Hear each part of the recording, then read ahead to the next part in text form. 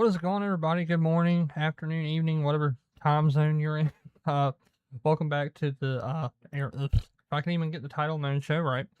Welcome back to Aero's Morning Sesh. Today we got some gaming news for you. A lot of stuff went down over the weekend. Go ahead and get this going. Turn this down.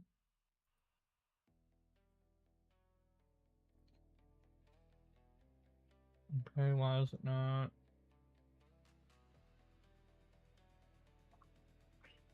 Right, 1 second. Alright, there we go. Alright, we are good to go. Alright, anyways. So, welcome back to the channel. If you're new here, my name is Aeronation. So, if you like the content, the gaming news, the gameplay videos I put out, hit the like button if you like the video, and if you really want to support the channel and help it grow, a subscription is also very much appreciated. But anyways, I have been playing a lot of Forza Horizon 6 over the weekend, and then got into Lego Batman a little bit, and I've been enjoying my time with that. I haven't really gotten deep into it, but I'm really looking forward to once the open world really opens up in the Lego Batman game. But anyways, that's what I have been playing this week. So we're just going to go ahead and jump right into the news. And over on Games Radar, first story, we're going to be talking about Forza Horizon 6 and how it is selling wonderfully. Fantastically, even. So like I said, this article from Games Radar, Forza Horizon 6 sells 4.9 million copies despite Xbox Game Pass, quote-unquote, cannibalizing revenue, says analysts. So a lot of people have over the years have jumped on the bandwagon that Xbox games don't sell well because they're on Game Pass, and they for years and years now people have been saying that Game Pass cannibalizes sales, and then here we are, Exhibit A of that being nothing farther from the truth, because it sold 4.9 million copies. Also, too, it had roughly like 120,000 people concurrently just on Steam in the early access that you had to pay for before the even base game actually came out. So that is insane. But, I mean, it's a great game. So I'm actually really happy that it's selling well, and I hope that the DLCs that they're doing for it are good. And hopefully they hit the mark. I'm just really hoping that it's not a Lego or Hot Wheels DLC. I really hope we get some type, since they are in Japan, hopefully we get a DLC that focuses on the street scene of the car culture over in Japan, and we all, for like the standard DLC, because they usually have one standard and one that's like a quirky fun one, i.e. your Lego Hot Wheels. But I think if they did that for the Japanese car culture, something that's like semi-grounded in reality, and then the other DLC could be some anime, manga, Japanese animation-based DLC. Get a couple of heavy hitters to throw in there, even if they're just like, even if it's just like bonus boards. Like, that'd be a cool thing. Have like a little separate area just as like an anime hub. I think that'd be cool. But yeah, it's selling really well. We're going to keep reading the article here. Let's see here. The head of market analysis at Game Data Track, Alinea and Analytics, explains in a new installment of the Alinea Insight newsletter that Forza Horizon 6 has earned developer Playground Games $325 million in about a week, with plenty of assistance from the 1.7 million players who opted to buy the racing game's early access on May 15th. None of that would be too surprising for a highly desired AAA game. However, if it weren't for how many of its sales came from the Xbox storefront. Yes, we are at a place in history where the fact that a game published by Xbox Game Studios is in fact selling well on Xbox is a big deal. New Xbox CEO Asha Sharma is hyper aware of this, otherwise she wouldn't be scrambling to reduce Game Pass's subscription price, expand its tiers, and move into a new era for the company with the next-gen console Project Helix. Forza Horizon 6 then might be the perfect transition. And that's kind of what I was saying in my intro to all this stuff, is that Game Pass, you can't sit there and say that every single game is cannibalizing sales at a gratuitous amount to where it's like, hey, Game Pass is bad, maybe we shouldn't do Game Pass anymore. and that's not what it is at all. And I personally think Game Pass is great within reason, as long as, like, another perfect example for Game Pass, drop EA. Like, that wasn't really a topic I had for today, but this kind of coincides with it. Drop EA Xbox. Take EA out of Game Pass. Like, I mean, the only thing that they really put out is sports titles, and then they have, one more Star Wars game coming out, and then, they're focused on Apex Legends and next sports title. I mean, just, at this point, drop them. Let them go. Let them make their own. Let them make their money doing their own thing, and just let Game Pass just keep being Game Pass. But anyways, that's pretty much all I have to say about Forza. It's doing great. It runs good. It looks good. Some slight issues here and there with some of the tunings and the races not registering certain cars as being that car. What is it? Grade. And then you go in to do the race of that grade. Like, let's, for instance, 700 A class. You have an A class 700 car, like, you've tuned one specifically for A class races. Nothing. They're just not there at all. And it's like, well, I have the car, why can't I use it? And it's just no, like, clear sign as to what you're doing wrong that's keeping you from using the car that fits within the restrictions of the race. But anyways, that's it for Forza. Now we're going on to the whole PSN hack issue that's going on right now with a decent amount of people it's happening to, and it shouldn't be happening at all considering PlayStation has known about this issue for almost a year at this point. But we're just going to read the article. This is over on Gaming Bible. PSN account suffering new hack. You might be affected. A new PlayStation hack has been discovered. Here's how to make sure you're not affected. New PlayStation hack that's caused members to lose access to their accounts has become known in the past week, and here's how you might be affected. With PlayStation Network, blah, blah, blah. Okay, I just need the good parts. Alright, here we go. As been reported through the week via Insider Gaming, a new breach is hitting PSN users that allows hackers to claim your account with only 2 small pieces of information. The issue was first reported following the Godfather of PlayStation podcast host Colin Moriarty, which, regardless of how you feel about Colin, it shouldn't have happened. Even to him, it should have happened. But anyways, post on X, formerly Twitter, regarding a targeted attack against his PSN account.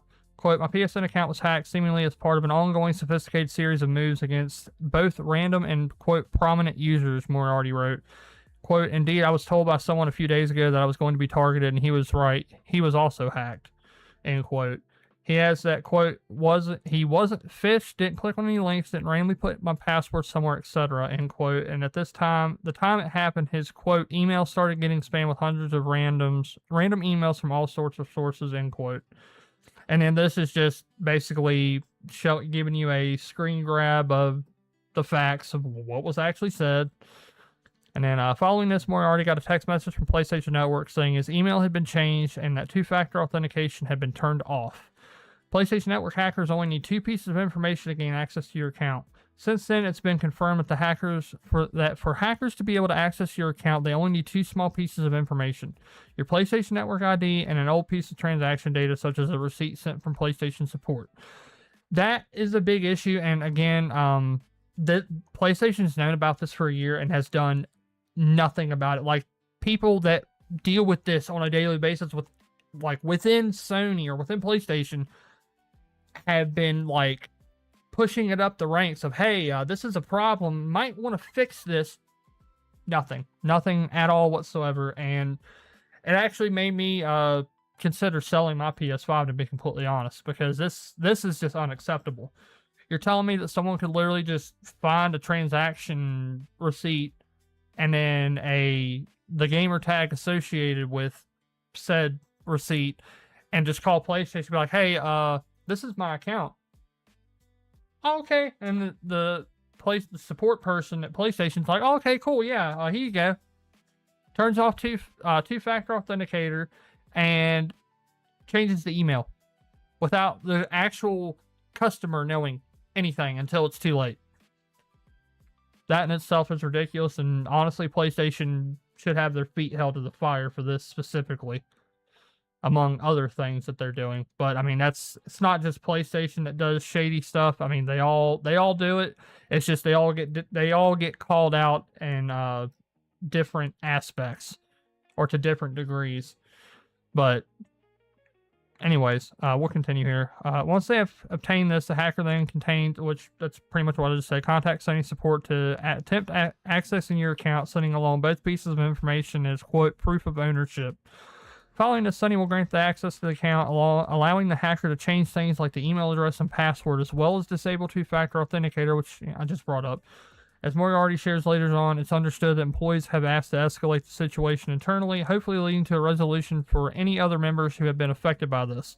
He's been told to hear back from PlayStation support within 3 weeks, a move that he calls, quote, effing insane, end quote, or I'd be more patient if it was my fault. If I was phished or clicked a bad link or otherwise did something, then I'd be like, okay, I get it, but I did absolutely nothing and in fact had an account with an alphanumeric password and two-factor authentication. That didn't matter. I'm telling them they have a serious breach and that seems irrelevant, so I will press, end quote. So in essence, the best way to protect yourself against a security breach is to avoid sharing your PSN ID publicly and only with trusted parties, and additionally not sharing any transaction information either.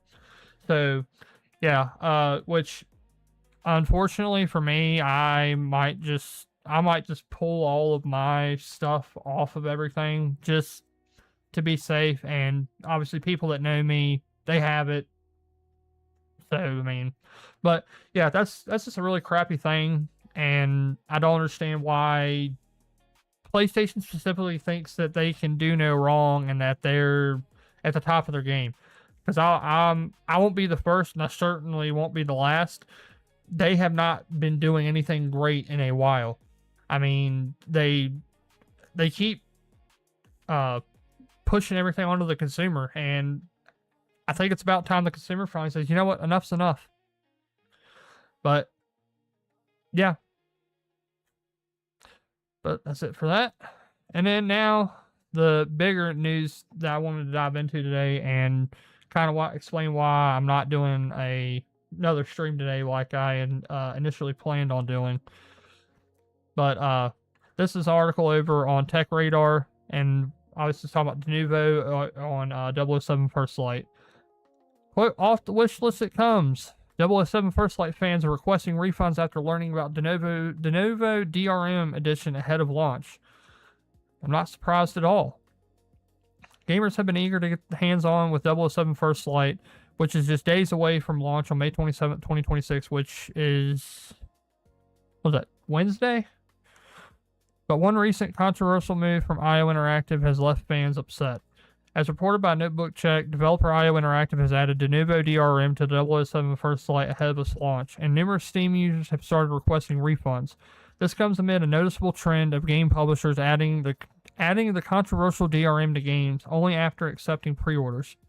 Unsurprisingly, fans are concerned about the impact Denuvo will have on the game's performance and, perhaps most importantly, the restrictions caused by the DRM, notable for Steam OS users when switching Proton versions.